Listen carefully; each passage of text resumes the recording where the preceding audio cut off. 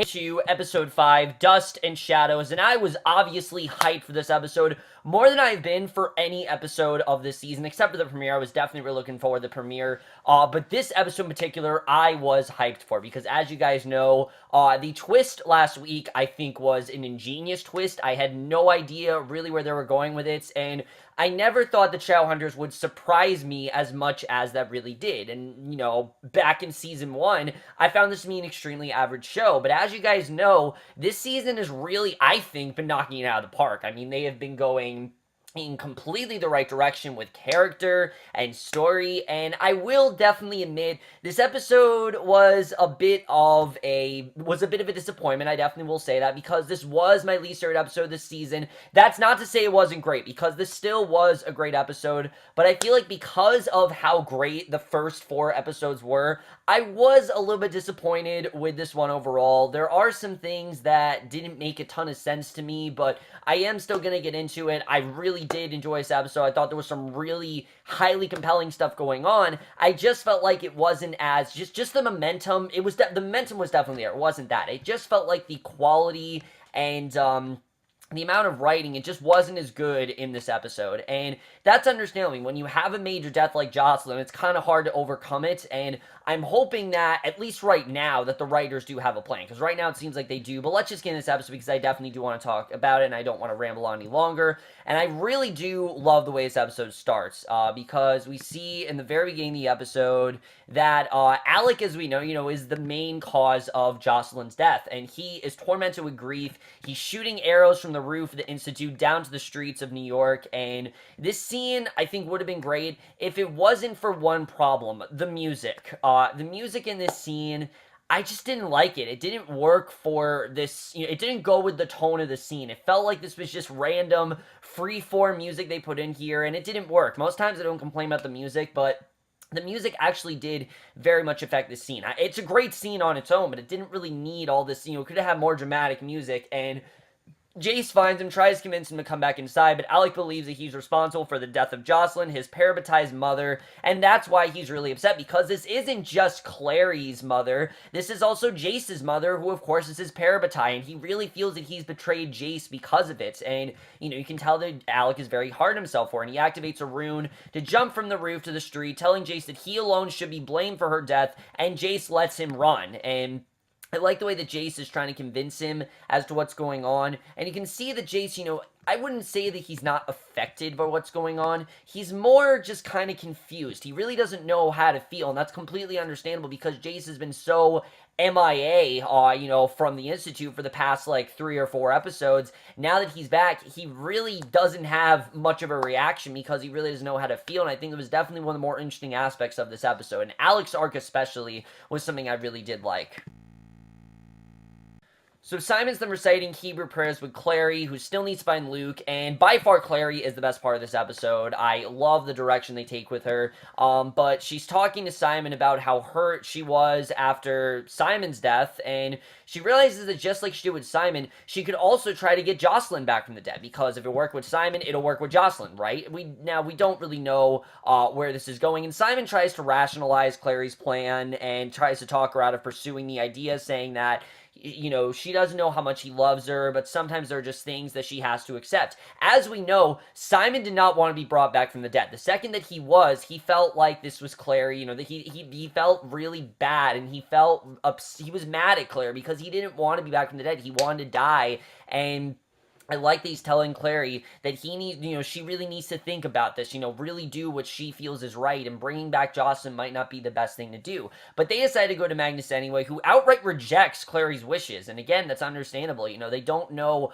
what Jocelyn's going to come back as. They don't want Jocelyn to be a vampire or a werewolf, she's going to come back, but there's going to be some sort of repercussions because of that. There's going to be some sort of effect of her coming back. She can't just come back as, human. She needs to come back as some sort of immortal, and they really don't want to do that to her. The magic's just too dark and wildly unpredictable. Magnus admits that he's never brought someone back from the dead before, and in a startling revelation, we learn that Magnus's mother actually committed suicide when he was only 9 years old, and I love this. Again, I love the way they're developing Magnus's character. Again, his character development last season was pretty stagnant, and they're really doing a great job with building character from him this season. Just this little moment, it shows us why Magnus is the way he is. And after realizing that she had been given birth to a warlock, Magnus reminds Clary that he is responsible for wiping all of Clary's memories from her mind. And so he gives Clary one of his own memories of Jocelyn and Clary together, because that's something that, he wants her to have. He doesn't want her to forget this. He wants her to remember how much, Jocelyn cared for her, how great they were as mother and daughter, because, things have been kind of rough between Clary and Jocelyn since she's returned. It's been rough and awkward, definitely, and I like the way that this definitely did give her back hope. I like the way he did that, and again, it's a good way to further his character. Now, Aldertree announces to the Institute that Jace has been exonerated of all crimes because of how bravely he fought for the Clave, and I'm not entirely sure if I like this. I get that obviously Jace had to do some things that, he wasn't proud of, and that, definitely he was being tortured by Valentine, but I expected him to go back. I really didn't expect him to stay around in the Institute. I was expecting him to be here, for Clary, and then he'd go back, do his thing with Valentine, and that'd be it. That's what I really thought was going to happen, but I guess that's not the case, because he's, for some reason, back in the Institute, and Jace's storyline, as you guys know, has been my favorite of the entire season. I think they've done an incredible job fleshing out his character. They've really sold it on the relation between Jace and Valentine. Now, Valentine, while he does very much want to manipulate Jace and get into his head, he genuinely does care about his son. He actually does want to help him, in the sense that we saw, Valentine has killed people for him, and I think Jace knows that that's where he really needs to be. So that part of the episode doesn't exactly work, and it is one of my main problems with the episode, that the episode doesn't really know what to do with Jace, I have to say. But in general, Jace doesn't know what to do, so it kind of works in that regard, but at the same time, it really doesn't, and I'll get into why, but we then see that Izzy's out of the infirmary, and we learn that Lydia's recovering as well, because remember, Lydia, she took a hit too, and the other Shadowhunters are throwing shade at Jace, though no one is really trusting his intentions, and I do like that Jace, is not back to the Institute, with a warm, he's not warmed, he's not, having a warm welcome, so to speak. Everyone else, they're ridiculing him, they're thinking of him as the devil, because they know that he's working with Valentine, they know all this stuff that Jace has been up to, and that a lot of this was because of what happened, with Valentine. None of this maybe would have gone down if, things worked out better with Valentine, so obviously you're not happy with him. So Clary and Jace then meet in the chapel, understandably awkward, standing over Jocelyn's wrapped body. Clary then realizes that Jace is grieving the loss of his mother too, and Jace wishes that Jocelyn had more time to get to know him, because that's something I think we all want, is that we wanted to see these two get to know each other more, and, Jocelyn had this information he didn't really know, and he feels like, it just kind of happened out of nowhere. I think he feels a real sense of, he really feels very unsatisfied, because he could have gotten those answers from her, he could have interacted with her, and these two have never met face-to-face since he found out that Jocelyn was his mother. Sure, the only thing she tried to do is try to kill him, and she says, she wishes that he'd see her as an experiment, more than just an experiment gone wrong, and that was a really great line, because, yeah, that is what Jocelyn sees him as. Not so much as her son, but as someone that, was her son, but had dark magic in him that she needed to put an end to, and that's what she focused on. She only focused on, putting an end to his darkness and trying to, condemn the demon in him, when she didn't really focus on getting to know her son, which is really what he wanted. He wanted a genuine relation with her, and he warns Clary not to try and bring Jocelyn back, saying that there's no way of knowing what she'll be like or what she's going to become, but this gets Clary more determined than ever, because she wants to bring her mother back. Hearing all these great things, even though they're telling her not to, it's giving her more and more reasons to bring Jocelyn back, and she finds a profile of Dr. Iris Rouse on the Institute computer. She sets off to her home, and Clary comes right out with it and asks her if she can bring her mother back from the dead. She doesn't even try to, take a few seconds. She just says immediately, "Can you bring people back?" And Dr. Rouse encourages Clary, showing her a dead bird that she promptly brought back from the dead, and Dr. Rouse explains that she's a doctor who treats mundanes, and introduces Clary to her goddaughter, Madsy, a young girl who doesn't speak much, and Clary learns that she'll need a piece of her mother's DNA, and will need to pay a fee. But knowing Clary doesn't have that much money, Dr. Rouse does actually agree to bring Jocelyn back in exchange for a favor from Clary in the future. So you don't know what that favor is really about, but the fact that she actually has this chance to bring her mother back is actually quite surprising, even though we kind of knew that's where this was going to go. I like that Clary was kind of doubtful about this. You know, she's had a lot of people tell her this isn't going to work, but she's still taking that chance, even though she knows deep down it might not be the best thing to do. And again, it really just showed that independence that I really love that Clary's had this entire season. So desperately needing to get out some aggression, but Jace can tell that Izzy's holding back because of her injury from the demon wound, and we realize that this was actually a pretty serious injury because Izzy plays it off. When she can't catch the stick that Jace tosses her way, he insists she get her injury checked because obviously this is a serious matter. I mean, this isn't something you can just brush aside. Clearly, Izzy is hurt, and he even knows how to motivate her, saying that Aldertree saying a team to the Iron Sisters in the morning, and that if Izzy's well enough, she could possibly go too. A dream she's had since she was a little kid. He's known that she's always wanted to do this, and basically she goes to Aldertree to make the request. She wants to lead the mission to the Iron Sisters. Now, we don't know what the Iron Sisters are. I feel like we're just hearing about them now, but that's definitely something we're going to get into in the next episode, because the next episode is actually called the Iron Sisters, but Aldertree insists on inspecting her wound, telling her to use to be a field medic, and she's clearly in pain. He checks her back, but she lies. Aldertree thinks that she has a venom infection, which is why the healing runes aren't working, and he offers a way to help her get rid of the infection. And when things start to get weird, he calls for this cream called Yin Fen to Izzy's spine, and things get really weird. She starts making all these, like, sexual moans, and it was a very strange scene. I don't really know why this was here. It very much reminded me with Izzy and that guy last year. I can't remember his name, but that guy that she was with, Meliod. Meliod and Izzy, it very much reminded me of that. That was just there to give Izzy those sexual type suggested scenes, and this reminded me of that. This was just strange. I don't know why this was giving her such a sexual rush. I mean, it's cream. It's not really anything that big. You need to chill. It's just cream. But he lets Izzy keep the rest of the cream, though warning her not to overuse it. And there were just so many sexual undertones with this scene. It was quite unnecessary. I don't know why they went in this weird direction with that, but whatever. I like Izzy's storyline. I think she's a great character, and I think they've done some really great stuff with her this season. This was just really weird, I have to say. Definitely. I don't really know what they were thinking, but either way, Alec then enters Clary's bedroom, and we get one of my favorite scenes I think we've ever had with Alec, really, because she's less than amused. You know, this is the last person that she wants to see right now, because he's the one who caused everything. But he apologized. He actually apologized before she can stop him. And this is something that we never really thought Alec would do, and saying that he would do anything to take back those 30 seconds. And I really like this. I like that Alec, you know, came clean to Clary. And, well, obviously she knew that what he did, but I like that he genuinely apologized and he's genuinely sorry about what he did. These are two people who we know hate each other. Well, not hate, they don't hate each other, but they never really work together. They never really think of each other as any more than, you know, someone they'd have to work with, just, you know, forcefully work with. But finally, he actually is saying, you know, that he feels bad, that he's upset about what he did to her, and it genuinely makes us care about them and actually gives us a reason to root for these two as, you know, friends. I really did like that. I like that this is actually kind of making Alec and Clary closer, which is something I never really thought would happen, but it actually does make sense. They always say death brings people together, and absence makes the heart grow fonder, and this is the perfect example of that. So in a shocking twist of events, Alec and Clary actually set off as allies to visit Dr. Rouse to try and bring Jocelyn back. And I don't know if this is going to be a potential pairing that we're going to have throughout the show, but if it is, I'm liking this. I like that these two are working as friends. This is totally how you evolve the show. I mean, this is really making their, you know, relationship come full circle. Their lack of, and now they're friends. I really do like that, but Alec is following Magnus' advice that they have a feeling that things are going to go horribly, horribly wrong, and Dr. Rouse assumes that Alec is Clary's boyfriend, and immediately they brush it aside. His reaction to her comment is pretty hilarious. I definitely like that. Even though he's friends with Clary, you know, he doesn't feel anything with her. He's gay, obviously. So Dr. Rouse sees through his glamour and tells him to leave the arrows in the entryway.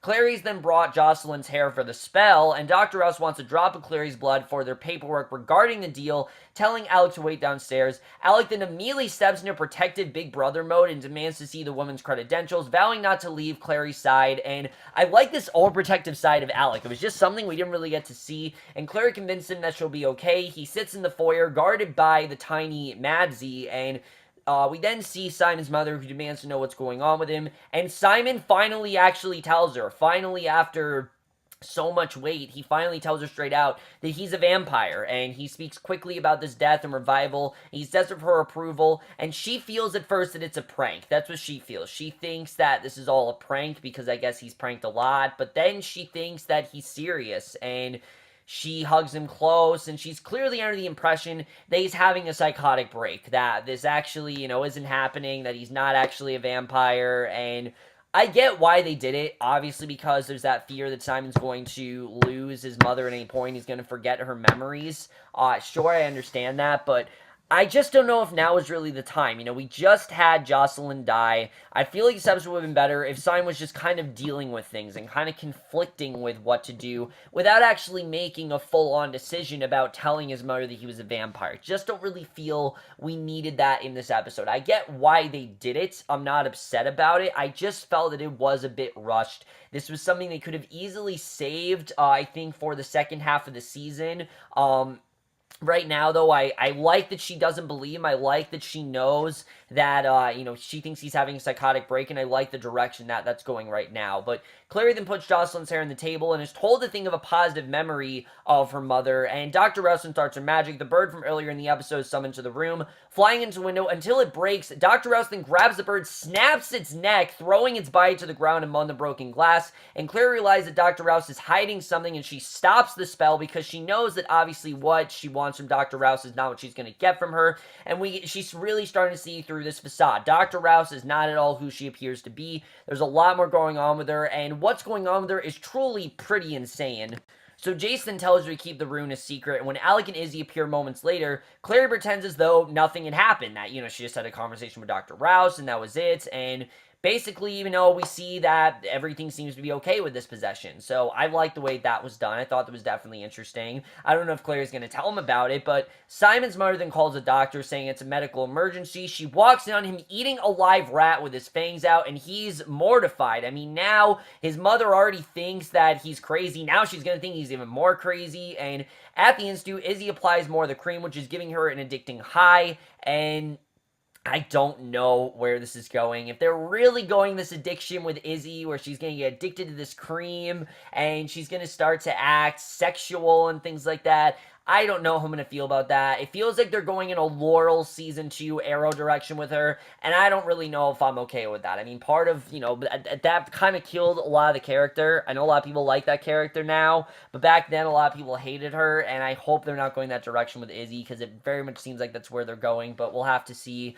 But the episode does end on a great note, I have to say. We see the funeral in the Institute, and this was probably as good a funeral as we could have gotten. Everyone's wearing all white, which we guess is the color of mourning, and Jason and Alec walk together in complete solidarity, just to show that Alec is forgiven, and that Jason and Alec, again, you can't break that bond. I like that these two are walking together, and not Jason and Clary. It shows that they are really the key relationship, and Aldrich then approaches Izzy, saying that she looks more healed.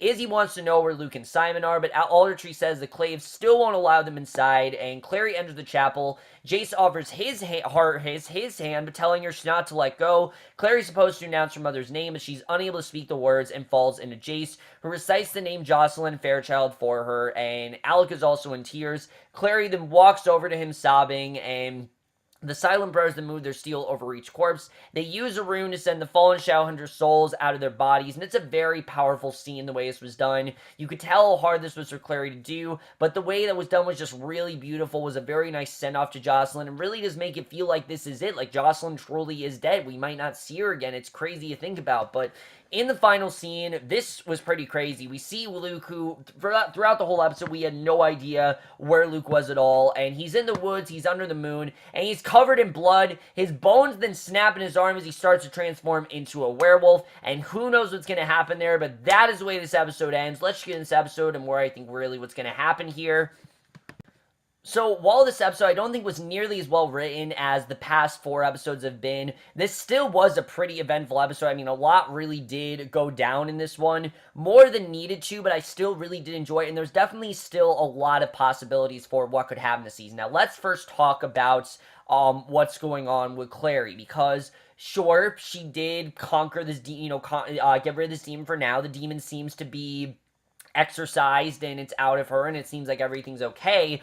But because we had 2 episodes of Possession, I really think it's no secret that we're going to go into a much more darker direction with the Possession. Like, that's going to be a lot more deeper into the show. We're definitely going to see a lot more characters they can possess. I think the demon is still going to be out there. And Dr. Rouse as well is going to come back into play. I don't think this is going to be the end of her. I think we are going to see her again. And I think because of what Clary did and, her refusal for, Dr. Rouse's request, I think there's going to be a lot of consequences for that. And that's something I'm definitely interested in getting into, is what are really the consequences of them refusing, Dr. Rouse's decision. That's something I don't really know what's going to happen there. But I like that Clary did this on her own, that she told Dr. Rouse straight out that, no, I'm not okay with this, that I don't obviously want to impregnate, I don't want my memories erased. I don't want to impregnate some, no, I don't want to impregnate some demon. I don't want this to happen. I don't want any of that to happen the way it did. She didn't want to be the mother of a warlock. I like that Clary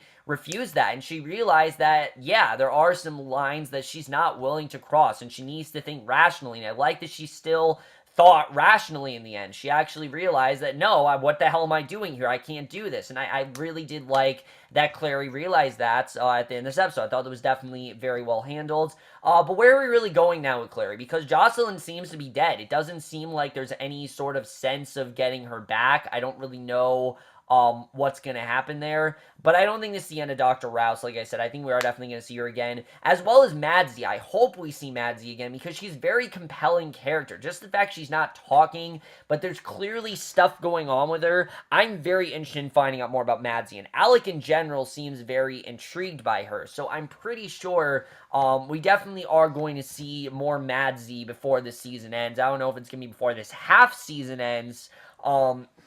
But I definitely am interested in seeing Madsy again. I think she's a very interesting character. There's a lot of cool directions they could go with her, so I'm very interested in seeing really what's going to happen there, because there's so much that can really happen regarding that plot line. I think that whole thing is very interesting, what's going on with Madsy. Simon, though. Simon is now, I think, in one of the most really strenuous positions that he's had in his entire life, because not only does he have this fear that he's going to forget his mother, and that he's going to, forget all of her memories and things like that, now not only has he told his mother the truth, but she thinks that he's on drugs, and she thinks that he's crazy. So this really is not gone in Simon's favor at all, and I don't really know how that's going to go. And it is my one complaint of this episode, is that I don't really think now was the time for Simon to tell his mother. Like I said before, I think Simon should have told his mother as she was dying. That would have been a much more emotional moment. They could have had a much more emotional scene, and I just feel like it wasn't really the time to let her know. I get why, because he felt like life is too short and he's going to forget her and things like that, and just because of in the wake of Jocelyn's death, he kind of had this epiphany and things like that. I completely understand that he did it out of impulse, but I just don't know if now was the time for Simon to tell her. So we'll have to see what happens there. I think that's going to be interesting as well.